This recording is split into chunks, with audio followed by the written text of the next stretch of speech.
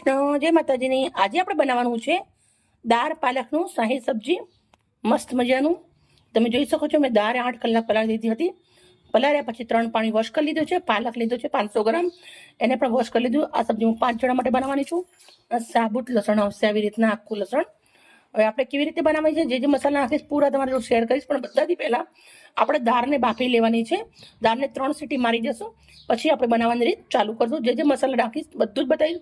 એકદમ હેલ્ધી છે, ટેસ્ટી છે, અને તમે 100 વાનગીના અંદર આ વાનગી મૂકશો આ ડીશ સબ્જીની તો તમને બહુ જ સરસ લાગશે, ભાવશે, બહુ જ મસ્ત। ખાવાવાળા વખાણ કરતા તમારા થાકી જશે, એટલે સુપર આજે સબ્જી બનાવીશું આપણે। દાળને કુકરના અંદર નાખ્યું છે, 1 ચમચી એટલું મીઠું નાખી દઉં છું। હવે આપણે પાણી નાખવાનું છે 2 ગ્લાસ એટલું। હવે કુકર બંધ કરી દે, મળીએ 3 સીટી પછી।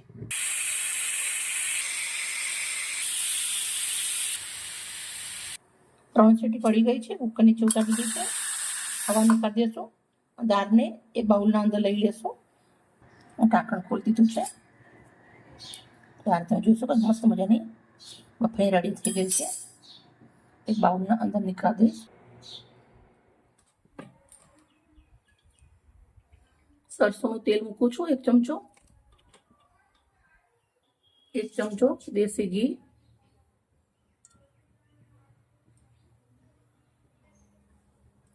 રાઈ જીરું 1 ચમચી, 2 સૂકા મરચા, આખી લસણની કળી,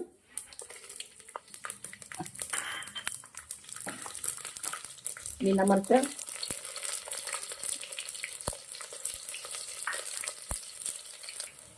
સૂકી ડુંગળી,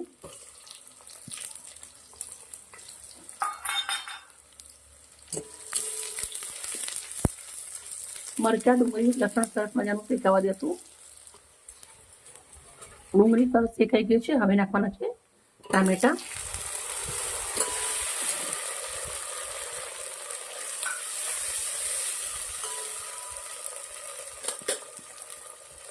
થોડું નાખી દઉં છું મીઠું। ટામેટા સરસ ગળી જાય એના માટે થોડું ટામેટાને ચડવા દઈશું। થોડીક એવી હિંગ નાખું છું।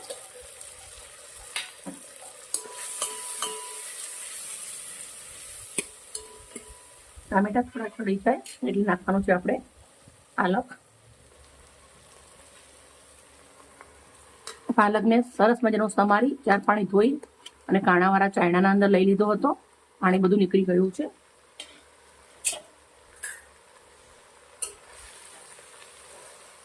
સરસ મિક્સ કરી દઈશું।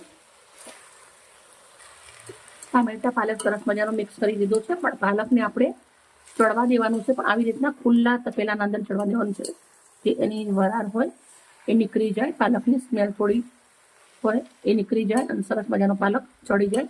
મીઠું ટામેટા નાખી પછી મીઠું નાખ્યું છે એટલે સરસ મજાનો પાલક રેડી થઈ જશે। 5 મિનિટ પાકવા દેશું પાલકને ટામેટા જોડે। મિત્રો પાલક સરસ મજાનું ચડી અને રેડી થઈ ગયો છે। ટામેટા પણ સરસ મજાના ગળી ગયા છે। હવે કરવાના છે મસાલા। એકદમ સિમ્પલ મસાલા છે। કશ્મીરી મરચું નાખું છું 1 ચમચી, અડધી ઇંચી હળદર નાખું છું, થોડું કેવું મીઠું નાખું છું, મીઠું પહેલા નાખ્યું છે એટલે। ફ્રેશ કૂટેલું ધાણા જીરું।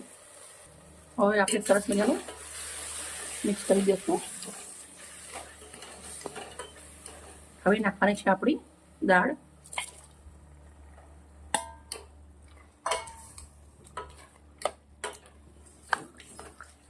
સરસ મિક્સ કરી દઈશું।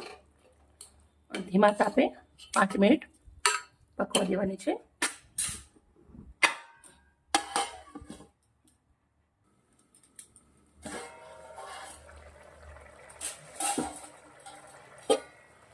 મિત્રો બહુ જ મસ્ત મજાની અને ખુશ્બુ આવી રહી છે।